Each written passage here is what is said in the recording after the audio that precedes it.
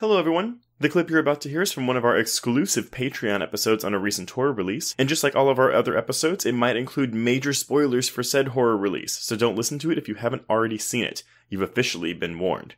And if you'd like to hear the full episode, just head on over to patreon.com/horrorqueers and subscribe today.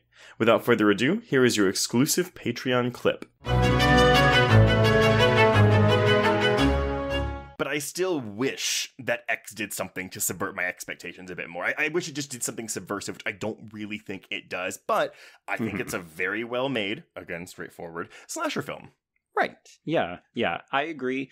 I kind of feel that way about Pearl, where, you know, we keep saying character study, and I think that that's a great and very apt description, because that's really what this film is. It's all about Pearl. It's all about a role that Mia Goth and Ti West wrote exclusively for her because they were so entranced with this character and wondering how did she get to the events of X. But this isn't, you know, like, oh, we're going to tell you the origins of Leatherface or something like that, which would have made perfect sense given what X is actually trying to pay homage to. But in the case of Pearl, it's like we want to focus on this one girl and these Hollywood dreams and how it really corrupts and pollutes her to the point that she becomes this haggard, withered old figure who is only interested in killing in X. And I think that's fascinating, but also the rest of the film doesn't really have much to do. Like, none of these other characters really pop as a result because this film is so wholly dedicated to Pearl. Yeah, I think honestly my biggest, I wish we had something here, it is more stuff with her husband Howard, because this is very much about Pearl at a very specific point in time, and that's all we get. And granted, you can connect the dots, you know, going from 1918 to 1970, whatever the fuck, and that's fine, but it's kind of like a thing where it's like, oh, I would have liked to have seen more of Pearl and Howard together to see. Granted, that means that we wouldn't have gotten this exceptionally hilarious and wonderful credit scene. It's true. So I'm like pulling on two cords and I'm like, oh shit, like which one do I want more? And I think I do want this credit scene more because holy shit, that's awesome.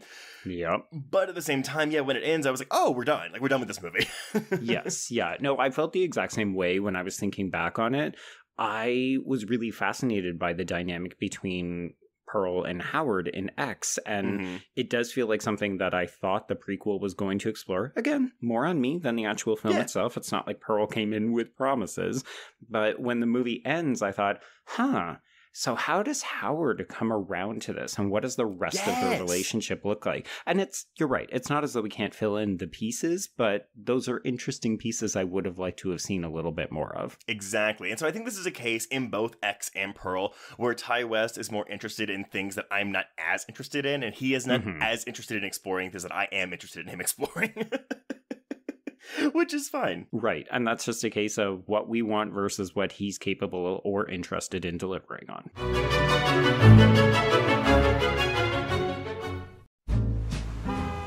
Atlas Avenue.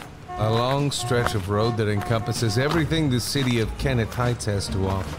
Neon lights, traffic, crime, the hustle and bustle of everyday life, and the craziest of characters. My office was above it all. My name is James Locke, and I'm a PI. Hello, Mr. J. How the hell you doing today? Good, Edith. Nearly every year I have a new case. New people to meet, new clues to discover, and new problems to solve. But I do it the old-fashioned way. No technology. Nothing post-1950. Hell, I don't even listen to podcasts, but you should. Atlas Avenue Beat is a spoof of the film noir genre with goofy characters, tons of wordplay, and non-stop raunchy humor. There's also 3 whole seasons out right now with more on the way. Just search for Atlas Avenue Beat wherever you listen to podcasts or visit us online at bloody.fm. It was late in the afternoon when the professor and I took our way towards the east, whence I knew Jonathan was coming. Jonathan Harker has asked me to note this, as he says he is hardly equal to the task, and he wants an exact record kept. Dear Madam Mina, I have read your husband's so wonderful diary. Strange and terrible as it is true. I will pledge my life on it. God preserve my sanity, for to this I am reduced.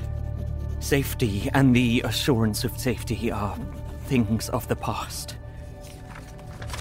I am in hopes that I shall see more of you at Castle Dracula.